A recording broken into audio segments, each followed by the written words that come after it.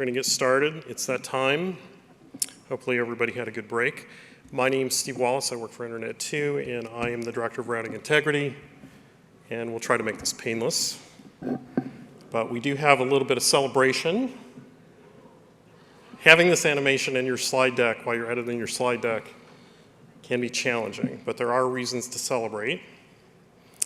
So a year ago, last 2023 February, we took a snapshot of all the organizations connected to Internet2 that held legacy IP addresses, but those addresses were not covered by an ARIN agreement. And there were close to 700 organizations in that category. And ARIN announced, the reason why we did this is ARIN announced that they were going to sunset the legacy fee discount, which is a pretty significant discount. And so organizations that were able to sign their agreements last year, or at least get the tickets open to sign the agreements by the end of last year, could lock in those discounts.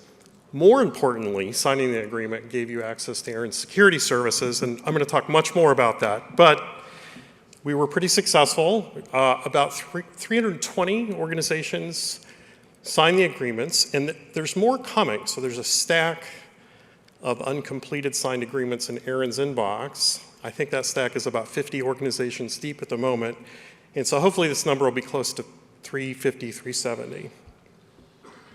So because those agreements were signed, it means that 76% of the routes we see in the Internet2 network, these are the routes to get to all the organizations that are connected to Internet2, can be protected by ARIN's routing security services. So that's a fantastic jump. It was around 50% before this started. And bonus, collectively those organizations locked in a savings of $1 million a year in avoiding ARIN's fee increases. And again, there are a bunch of organizations that are in the queue at ARIN, and so we hope to see this number go up. This is another congratulations slide.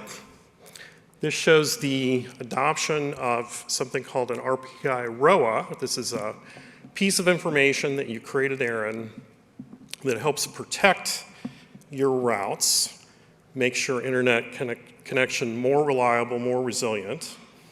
And now 76% of those routes, because those agreements are signed, can take advantage of this. And this graph shows the adoption of this feature over time. The graph, it's a bit of an eye chart. The graph starts 10 years ago. So I want to get a shout out to Merit, George Washington Edge, and Texas A&M, who were doing this, protecting their routes 10 years ago.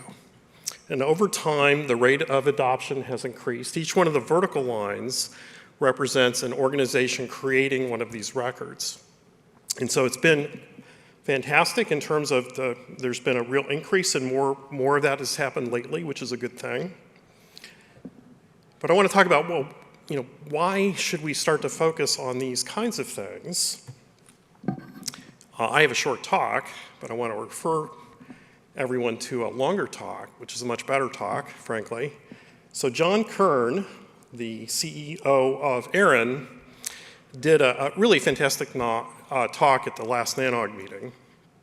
And there's a link in the slide deck to his talk on YouTube. But the short version of the talk is, governments have woken up and go, the internet appears to be critical infrastructure to almost everything we do. Public safety, commerce, really everything. And COVID just accelerated that realization among governments. And governments are looking to have an increased role in actually regulating the internet. Now it's a critical piece of infrastructure. They feel that they need to do their part to ensure that it behaves as a critical piece of infrastructure. And John's message was, we can choose to adopt standards today that improve the resiliency of that critical infrastructure, and government requirements are likely to be consistent with things that we adopt voluntarily if we're making progress at doing that. So he had a slide which I made some modifications to make this point, and he's basically saying if there are technical things that we can do, and there are a bunch of technical things that we can do. We can create ROAs. I'm going to talk more about that. In longer term, there are technologies such as ASPA and BGP-SEC. There's some underused technologies that have been around for a long time, like DNS-SEC. And these are things that we can adopt today that fundamentally make the internet more resilient, a more resilient critical infrastructure. And if we adopt these things, if we show that we're being good citizens, that's going to inform public policy. And public policy is more likely to say, you know, those things that you do that are a good thing, you must do them. Rather than public policy maybe saying you must do some things that we're less comfortable doing. So it's important that we do these things. Now, in our community, I call creating an RPKI ROA the routing security easy button. For many organizations, creating this record is trivial. We still need help creating the right record, but you know, it's a fairly low bar to both protect your internet resources, to demonstrate that we're doing the right thing to influence the regulatory environment, to say, hey, this is something we're adopting that's a good thing. We're comfortable with you starting to enforce things like this. And you know, the internet is an interesting animal in that when we protect our own stuff, we're actually protecting the global internet. We're making, you know, what we do, good and bad, influences the stability of the global internet. Now, the magic thing about this easy button is it doesn't fully stop certain things, but it mitigates certain bad things. So if people want to borrow your IP addresses, so for example, someone might be borrowing IP addresses of a campus, and the campus might not notice. And maybe somebody's borrowing those addresses to do a phishing campaign or to do a man-in-the-middle attack against resources on that campus. And this may go completely undetected, so it may be happening right now. And there aren't many ways to mitigate this risk except this easy button. So here's the easy button. So this is a call for everyone to create these records. You log into Aaron's portal, and you create a record for each of your IP address ranges. And this is the whole thing. This is all the information you complete to create this. This is it. It really is the easy button. Now, this is step one. There are more security services coming down the line, and some require a little more effort, but this one is pretty simple, pretty straightforward. Everyone should do this. So, you know, 76% of the routes in the Internet2 network should be covered by this. There's also something called authenticated internet routing registries. Sometime later this year, when you fill out this form, this easy button, Aaron will automatically create a record in the authenticated internet routing registry that they host that has some additional benefits. So there was a meeting at RIPE. RIPE is sort of like Aaron, but for Europe.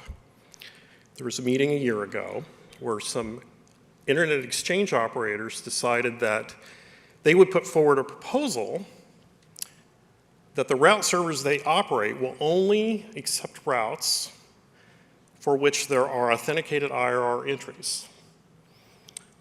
Now, today, only 13% of the routes we see from organizations connected to Internet2 have these records. For the global internet, it's closer to 50 or 60%. For research and education worldwide, it's around 30%. And so this is again, it's a really low bar. By the end of the year, when you create the ROA, the easy button to create the ROA, which only requires this one web form with 3 pieces of information, Aaron will automatically create the record for you. If you want to create the record, it's not too much more information than is already there in that form. So it's another thing that we should be doing. And now that these organizations have signed their agreements with Aaron, they have access to these services. There's not an additional fee for these services, and doing these makes your internet connection more resilient. There's no network configuration. There's nothing you change on your routers, nothing you change on your firewalls.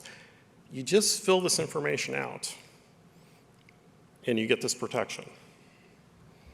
So these are the internet exchange points around the globe. And so these are points where pieces of the internet are stitched together that make up the global internet as we see it today. And the operators of these exchange points are the ones saying, we think for our route servers, we're going to, in the future, restrict the routes we accept to those in the authenticated IRR. And that's just a few percent, relatively speaking, of the routes that we have today. And so those are records that creating them will ensure that your internet is as rich as anyone else's and as resilient as anyone else's internet. So here's my same graph showing that 76% have agreements with Aaron, so you can create these records. To be a little more specific, if you've signed an agreement with Aaron recently, you can just immediately create these records. If you have an old agreement with Aaron, there's a terms of service checkbox that you have to click before you create the record.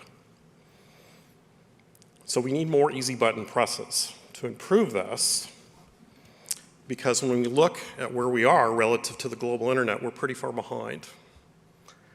So in the global internet, the routes that are protected by ROAs, the easy button, is about 50%, and it's growing rapidly. And over time, it's grown a lot more rapidly than our environment. And so we need to focus on improving this metric. Now, there is a relationship between how large an organization is and how likely they are to create their ROAs. And so what this says is that smaller organizations, this is information that hasn't propagated to them. They don't have the staff resources to focus on issues like this. Aaron makes it possible for a smaller organization or one organization to designate someone at another organization to maintain these records for them. And there are cases within our community. So there are regional networks. I think MoreNet is one example. Another example is the Indiana Gigapop or iLight. And I think there are a few other examples where those regional networks, if the smaller organizations that are members of those networks want these records created to protect their resources, to protect them from different kinds of outages, they can delegate the ability to create these records to those regional networks. And I think we need to see more of that kind of the larger networks helping the smaller networks in our community to start to get in the range of what is roughly equivalent to the global internet in terms of using this technology to protect this critical infrastructure. Today we're pretty far behind. And it's not just the community that connects to Internet2. If you look globally at the research and education infrastructure, globally we're behind. And we make up a pretty big part of the internet. So there are roughly 70,000 autonomous systems or separate networks that make up the global internet. And about 4% of those are research and education networks. And in many ways, we lead the commercial internet in the transparency of our operations and in the performance that you can expect and in advanced services. But this is an area where we don't. And this is critical infrastructure for us. And as I said before, how we operate this infrastructure affects the behavior and the reliability of the entire internet. And so we have a responsibility to ensure our infrastructure works well, but we have a greater responsibility as members of, those that operate the global internet. So remember, more easy button presses, please. I'm happy to meet with any organization that's interested in creating these records. If you send me email, my email, it's on the beginning of the slides. It's just ssw@internet2.edu. And I'm happy to meet with you and talk about, the records you can create, and we can create them on the fly. We can, through Zoom, the magic of Zoom, you can log into your Aaron account and we can walk through creating these records. So, hopefully by the end of this year, we'll have another milestone to celebrate, and that will be that we've substantially caught up in terms of this basic action to provide more resilience to our critical infrastructure. One more thing. So as a community, so if I look at the IPv4 addresses that belong to organizations that connect to Internet2, they're about $3.4 billion worth of IP addresses. That's a huge asset, I guess, resource. And ARIN is the organization that sets the policies for how you can transfer those. You can think of transfer as another word for sell those addresses, how you can lease those addresses. They also provide these important routing security services, and not, I've talked about what are called RPKI ROAs, this easy button, authenticated IRRs, but in the future, they become sort of the trust anchor for additional security services like BGPsec. So it's important that we stay engaged with that organization to ensure that our needs and our wishes are reflected in their behaviors and actions. And there are many ways to be involved on ARIN, and John Sweeting is going to talk about those in about 2 minutes and 38 seconds. But I want to talk about voting. So last year, and you vote for various positions with ARIN. The ARIN Advisory Council, Nina Nikolic and Dave Farmer have served on those in the past. ARIN's board and other positions are elected positions. And as a community, today, in part because ARIN sort of changed who can vote, there are only 100 organizations within our community that can cast a vote if they do nothing more now.